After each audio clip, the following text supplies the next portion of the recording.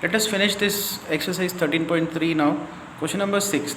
How many silver coins 1.75 centimeter in diameter and of thickness 2 mm must be melted to form a cuboid of dimensions 5.5 centimeter, 10 centimeter and 3.5 centimeter? तो इस question में ये दिया हुआ है कि suppose करो एक कॉइन है हमारे पास जिसका थिकनेस है 2 mm और इसका डायमीटर है 1.75 सेंटीमीटर। अभी पहले mm को सेंटीमीटर में कन्वर्ट करेंगे। 1 mm क्या होता है? मिलीमीटर मतलब 10⁻³ metre.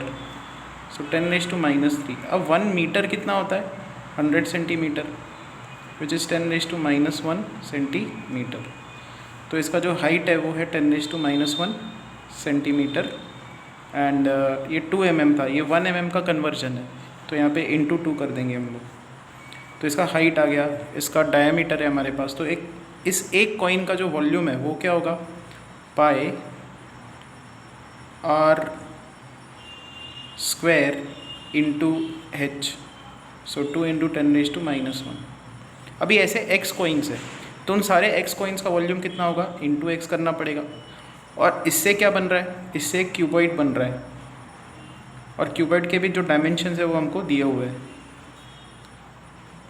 They are 5.5, 10 and 3.5। Cuboid का वॉल्यूम क्या होता है? LBH। तो 5.5 इंटू 10 इंटू 3.5 ये आ जाएगा। इसको कैलकुलेट करना स्टार्ट करते हैं। So 22/7 1.75 1.75 by 2 into 2 into 2 x is equal to 10⁻⁻1 को नीचे शिफ्ट करोगे तो 10 होगा, राइट साइड पे शिफ्ट करोगे तो ये 10 यहाँ पे आ जाएगा। 5.5 को 10 से मल्टीप्लाई करो 55। इधर ऑलरेडी एक 10 आ गया है, ये वाला यहाँ पे आ गया तो इधर आ जाएगा 35। नाउ कैंसलेशन होना स्टार्ट हो जाएंगे। यहाँ पे ये 2 कैंसिल आउट हो गया। 11 2 ज़ा 22, 11 5 ज़ा 55। उसके बाद ये नंबर और ये नंबर ये 7 से डिविजिबल है। 7 1 ज़ा 7, 7 2 ज़ा 14, 7 5 ज़ा 35, 0.25 आएगा यहाँ पे। ये भी 7 से डिविजिबल है। 7 5 ज़ा 35, यहाँ पे आएगा 0.25। और फिर फाइनली ये 2 यहाँ पे निकल जाएगा। तो यहाँ पे एक 5, यहाँ पे एक 5, यहाँ पे 0.25, यहाँ पे 0.25 बच गया और ये x है। सो x की वैल्यू कितनी आएगी? 5 into 5 upon 0.25 which is equal to, अब ये 2 ज़ीरोज़ को यहाँ पे शिफ्ट करेंगे, यहाँ पे शिफ्ट करेंगे तो यहाँ पे 500 इंटू 500 बाय 25 इंटू 25 ये टर्म्स आ जाएंगे। अब this is equal to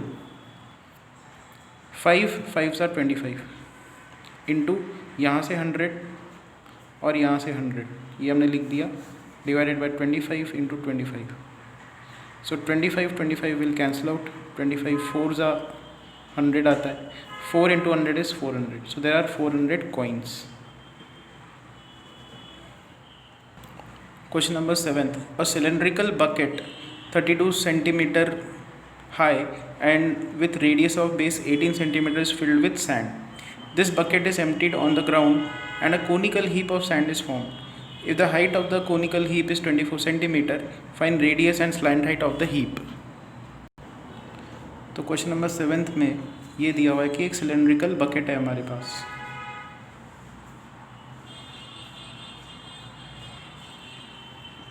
which is 32 centimetres high and with radius of base 18 centimetres. तो इसका वॉल्यूम कितना होगा? इसका वॉल्यूम होगा pi r square into h। इसको फिर एम्प्टी किया गया है, इस सैंड को एम्प्टी किया गया और एक कोनिकल हीप फॉर्म किया गया है। तो उसका डायग्राम ऐसे दिखेगा और फिर ये बताया गया है if the height of the conical heap is 24 centimetre, इसकी जो हाइट है that is 24 centimetre. Find radius of base and slant height l। ये 2 चीज़ें हमको निकालनी है। तो पहले तो इसका वॉल्यूम एंड इसका वॉल्यूम सेम होना चाहिए। इसका वॉल्यूम है 1/3 पाई r स्क्वायर इंटू h। यहाँ से हमको रेडियस मिल जाएगा। दोनों तरफ ये पाई का टर्म कैंसिल आउट होगा। 18 square into 32 into 3/24 is equal to r square. तो रेडियस आर की वैल्यू क्या होगी, आपको रूट लेना पड़ेगा। जब आप इसका रूट लोगे तो 18 स्क्वायर का रूट क्या होगा 18, और फिर रूट के अंदर क्या टर्म्स फंस जाएंगे 32, 3 एंड यहाँ पे 24। सो आर की वैल्यू आएगी 18 अंडर रूट 3 8 ज़ा 24, सो 32/8। सो 18 रूट 8 4 ज़ा 32 आता है एंड रूट ऑफ 4 इज़ 2, 18 2 ज़ा 36, सो 36 सेंटीमीटर। अब ये है 36, स्लैंट हाइट हमको निकालना है, तो ये होगा 90। स्लैंट हाइट कैसे निकालेंगे, पाइथागोरस थ्योरम से। तो L स्क्वायर होगा 24 square plus 36 square which is equal to, इसको हम लोग लिखेंगे 6 into 4 the whole square plus 6 into 6 the whole square which is 6 square into 4 square plus 6 square which is equal to 6 square into 4 square is 16, 6 square is 36 which is 6 square into 52। ये है L square. तो L की value अब निकालते हैं। यहाँ से L की वैल्यू क्या होगी, आप अंडर रूट ले लो इसका रूट लोगे तो यहाँ पे 6 आएगा, 6 रूट 52। तो L की वैल्यू आएगी 6 रूट ऑफ इधर 4 4 1 ज़ा 4 4 3 ज़ा 12, तो रूट के अंदर 4 है तो एक 2 बाहर आ जाएगा, 6 2 ज़ा 12, so 12 root 13 centimetres. Water in a canal 8 metres wide and 1.5 metres deep is flowing with a speed of 10 kilometres per hour. How much area will it irrigate in 30 minutes if 8 centimetres of standing water is needed. So देखो इसका diagram कुछ ऐसा दिखेगा, 6 metres wide 1.5 metres deep and इसमें जो water flow कर रहा है उसका रेट है 10 किलोमीटर पर आवर। तो आप सिंपलिस्टिक एक अजम्पशन ऐसे टाइप के प्रॉब्लम्स में लगाओगे कि इसका जो ये लेंथ है, ये ब्रेड्थ है और ये हाइट है। तो लेंथ और हाइट हमको पता है, ब्रेड्थ नहीं पता है, तो ब्रेड्थ आप इस नंबर को लोगे that is 10 kilometre. So 10 kilometre का मान लो इसका जो है ब्रेड्थ है। तो क्या दिख रहा है आपको यहाँ पे कि यहाँ पे एक क्यूबॉइड के शेप में ऑब्जेक्ट है। इस रिवर को आप ट्रीट कर सकते हो एज अ क्यूबॉइडल ऑब्जेक्ट कि जिसमें पूरा का पूरा पानी अब भरा हुआ है। 1 घंटे में क्या होने वाला है, 1 घंटे में ये पूरा का पूरा पानी यहाँ से लेकर यहाँ तक ये पूरा नीचे आने वाला है। तो पूरा का पूरा ये क्यूबॉइड का वॉल्यूम नीचे आ चुका होगा। अच्छा, नीचे आके क्या होने वाला है, यहाँ पे अगेन एक क्यूबॉइडल शेप में एरिया इरीगेट होने वाली है। तो कितना स्टैंडिंग वाटर हमको चाहिए वो बताया हुआ है। तो amount of standing water over here is 8 centimetre. तो हमको बताना है कि एरिया कितनी इरीगेट हो रही है यहाँ पे। अच्छा, तो इसका जो वॉल्यूम है वो कितना होगा, area base area into height, so A into 8 centimetre and ये इक्वल टू क्या होना चाहिए, इस क्यूबॉइड के वॉल्यूम के बराबर होना चाहिए। इस क्यूबॉइड का वॉल्यूम क्या है 1.5 इंटू 6 इंटू 10। अच्छा, अब ये मीटर में है, ये मीटर में है और ये किलोमीटर में है, यहाँ पे ये सेंटीमीटर में है। ठीक है, तो ये कन्वर्जन्स को हमको ध्यान में रखना होगा। अच्छा, ये जो प्रोसेस है ये कितने टाइम में हुआ है, ये 1 घंटे में हुआ है, 1 आवर। तो ये बहुत इंपॉर्टेंट फैक्टर है यहाँ पे। 1 घंटे में ये मैकेनिज्म रन हो रहा है, यहाँ का वॉल्यूम यहाँ पे कन्वर्ट हो गया, तो इस क्यूबॉइड का वॉल्यूम और इस क्यूबॉइड का वॉल्यूम इक्वल होगा। This is in 1 hour. तो आपको जो एरिया इरीगेटेड मिलेगा वो 1 आवर का मिलेगा। ठीक है, पहले हम लोग इतना निकालते हैं, एंड में जाके हमको ये निकालना है कि 30 मिनट में कितना एरिया इरीगेट होगा। चलो वो तो बात की बात है, पहले 1 घंटे में कितना एरिया इरीगेट होगा वो हमको यहाँ से मिलेगा। तो यहाँ से कन्वर्जेंस पहले लगाना स्टार्ट करते हैं, A इंटू, तो सबको मीटर्स में कन्वर्ट करते हैं। यहाँ पे है 8 into 10⁻⁻² metre which is equal to 1.5 into 6 into 10 kilometre को 10⁻³ लिख दो, तो सब कुछ मीटर्स में आ गया। तो एरिया इरीगेटेड आपको मीटर स्क्वायर में अब मिल जाएगा। So this is 1.5 into 6 into 10⁻⁴ divided by 8 into 10⁻⁻², so which is equal to, ये 2 से डिविजिबल है दोनों, सो यहाँ पे आएगा 2 3 ज़ा 6, 2 4 ज़ा 8 into 1.5 into 10⁻6। This is equal to 15 3 ज़ा 45, तो 4.5 आ जाएगा यहाँ पे। यहाँ पे जो एक 100 है वो अलग कर देंगे, 10⁻4 अलग कर देंगे, यहाँ पे 4 आ जाएगा।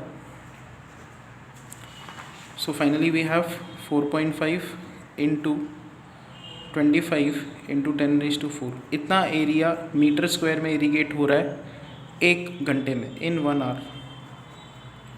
सो 30 मिनट्स में कितना इरीगेट होगा, आपको डिवाइड बाय 2 करना पड़ेगा। तो इन 30 मिनट्स, क्योंकि 1 आवर में 30 मिनट्स के 2 स्लॉट्स होते हैं ना, 30 मिनट्स एंड 30 मिनट्स, तो हमको डिवाइड बाय 2 करना पड़ेगा ताकि हमको 30 मिनट्स में कितना एरिया इरीगेट होगा वो पता चल जाएगा। तो area irrigated in 30 minutes is equal to 4.5 into 25 into 10⁻4 by 2, which is equal to 4.5 into 25 into, अब यहाँ पे 10 क्यूब अलग कर दो, एक जो 10 है 10/2 इज़ 5, ऐसा आ जाएगा।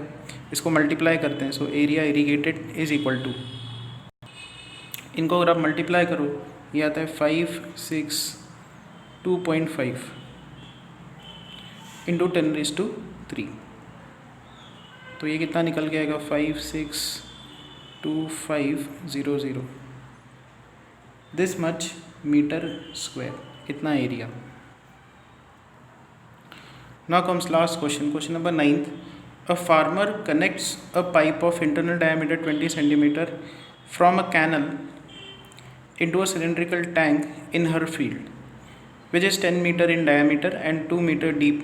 If water flows through the pipe at the rate of 3 km per hour, in how much time will the tank be filled? सी यहाँ पे भी हमको सिमिलर कंसेप्ट लगाना है कि जो पाइप है कैनल से कनेक्टेड है, वाटर जो है इसमें 3 किलोमीटर पर आवर के हिसाब से फ़्लो कर रहा है। तो आपको अगेन अज्यूम क्या करना होगा कि इस पाइप का जो लेंथ है वो है 3 किलोमीटर। तो सब कुछ जो बात होने वाली है वो 1 घंटे के ड्यूरेशन में बात होने वाली है। तो यहाँ पे जो भी पानी है 1 घंटे में 3 किलोमीटर का पानी इसके अंदर आ जाएगा। ऑल्दो ये डायमेंशंस करेक्ट नहीं दिख रहे हैं, 3 किलोमीटर इतना छोटा नहीं होगा, 20 सेंटीमीटर इतना बड़ा नहीं होगा, बट रफली अगर बात की जाए तो ये डायग्राम ऐसे दिखेगा। तो इसका जो वॉल्यूम है, ये सिलेंडर का वॉल्यूम पाई, इसका डायामीटर 20 है, तो रेडियस होगा 20/2, सेंटीमीटर में है तो इसको हम लोग मीटर्स में कन्वर्ट कर देते हैं 10⁻², तो πr² इंटू h, इसकी हाइट हमने 3 किलोमीटर ली है, 3 × 10⁻3। तो इतना पानी पूरा इसमें चला गया इस टैंक में। तो दोनों का जो वॉल्यूम है वो क्या होना चाहिए, सेम होना चाहिए। तो इस टैंक का वॉल्यूम लगाते हैं, इस टैंक का वॉल्यूम है πr²h, सो पाई, इसका रेडियस होगा 5, πr² into h, h is 2। बस यहाँ पे एक एडजस्ट करना है हमको पैरामीटर कि इतना पानी 1 घंटे में यहाँ से यहाँ फ़्लो होने वाला है, 1 घंटे में इतना पानी यहाँ से यहाँ पे फ़्लो हो रहा है। तो लेट्स से t आवर्स लगने वाले, t आवर्स, ताकि ये पूरी टैंक भर जाए। तो इनटू हमको यहाँ पे t करना पड़ेगा, ये 1 घंटे का वॉल्यूम है, इनटू t करोगे तो आपको t आवर्स का वॉल्यूम मिल जाएगा कि t आवर्स में कितना पानी यहाँ से इस टैंक में आ गया। और अब इस टैंक का वॉल्यूम और t टाइम्स इसके 1 घंटे का वॉल्यूम ये सेम होना चाहिए। यहाँ से हमको टाइम t इन आवर्स मिल जाएगा। समझ में आया? ये देखो, ये वाला जो टर्म है, ये वाला टर्म, ये 1 घंटे का पानी है। 1 घंटे में कितना यहाँ से पानी यहाँ पे आने वाला है, इनटू t करोगे तो t आवर्स का पानी आपको मिल जाएगा कि t घंटों में कितना पानी यहाँ से यहाँ तक आ चुका। और फिर हमको ये टैंक पूरी भरवानी है, तो इस टैंक का जो वॉल्यूम है और t आवर्स में जितना पानी यहाँ से लेकर यहाँ तक आया वो दोनों सेम होने चाहिए। तो यहाँ से t कैलकुलेट करते हैं, दोनों तरफ पाई कैंसिल आउट होगा। सो t इंटू यहाँ पे आएगा 10 × 10⁻² is 10⁻⁻1 the whole square into 3 into 10⁻3 is equal to 25 into 2। So t into 3 into 10 is equal to 50। So t का वैल्यू आएगा 5/3 अब ये आंसर आया है आवर्स में, तो 5/3, 1 आवर इज़ 60 मिनट्स, तो 5 × 20 मिनट्स विच इज़ 100 मिनट्स। तो यहाँ पे जाके ये जो एक्सरसाइज है वो फिनिश होती है।